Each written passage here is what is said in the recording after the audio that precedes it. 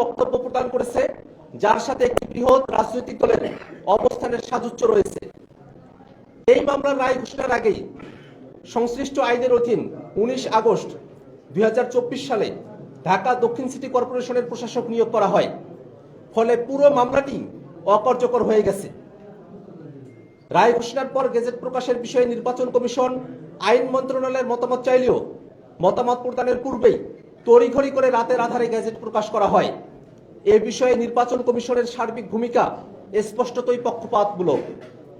উল্লেখ্য, বর্তমান নির্বাচন কমিশন অবৈধ ও ফ্যাসিবাদী আওয়ামী লীগ সরকার প্রণীত প্রধান নির্বাচন কমিশনার ও অন্যান্য নির্বাচন কমিশনার নিয়োগ আইন 2022 অনুযায়ী গঠিত, যা সে সময় ফ্যাসিবাদ বিরোধী সকল রাজনৈতিক দল ও পক্ষ প্রত্যাখ্যান করেছিল। এতদ সত্ত্বেও আমরা বিস্ময়ের সাথে লক্ষ্য করছি যে নির্বাচন ব্যবস্থা সংস্কার কমিশনের প্রস্তাবনার আগেই নির্বাচন কমিশন গঠন করা হয়েছে। ফলে বিদ্যমান নির্বাচন কমিশনের কার্যক্রমে সংস্কার কমিশনের প্রস্তাবনার প্রতিফলন ঘটবে না বলেই প্রতীয়মান হচ্ছে।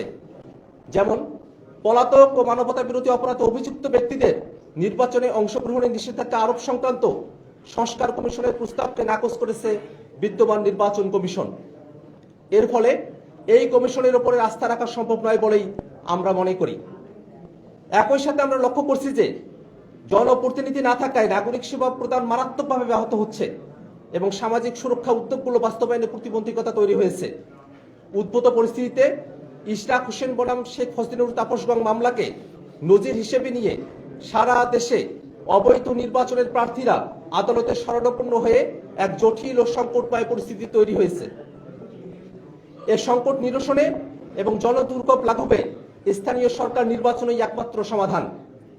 কিন্তু ফ্যাসিবাদী আইনে গঠিত বর্তমান পক্ষপাতদুষ্ট নির্বাচন কমিশন এই নির্বাচন আয়োজনে সক্ষম নয় বলেই প্রতীয়মান হচ্ছে। তাই আমরা অনিত্য বিলম্বে সংস্কার কমিশনের প্রস্তাব আমলে নিয়ে নির্বাচন কমিশন পুনর্গঠন করতে এবং স্থানীয় সরকার নির্বাচনের উদ্যোগ গ্রহণ করতে আমরা অন্তর্বর্তীকালীন সরকারের প্রতি দাবি জানাচ্ছি।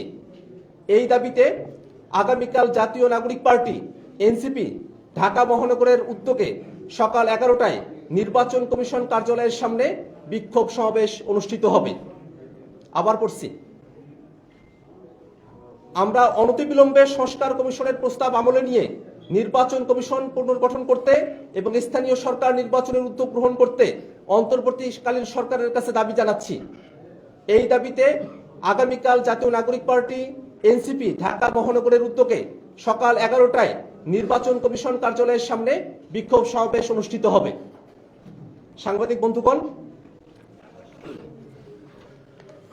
আমাদের লিখিত বক্তব্য আমরা পাঠ করেছি। আপনাদের যদি কোনো প্রশ্ন থাকে আপনারা প্রশ্ন করতে পারেন।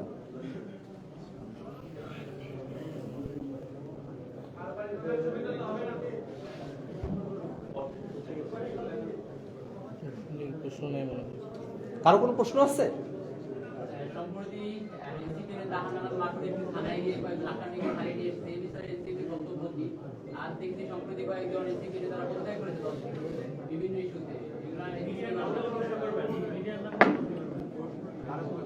আজকে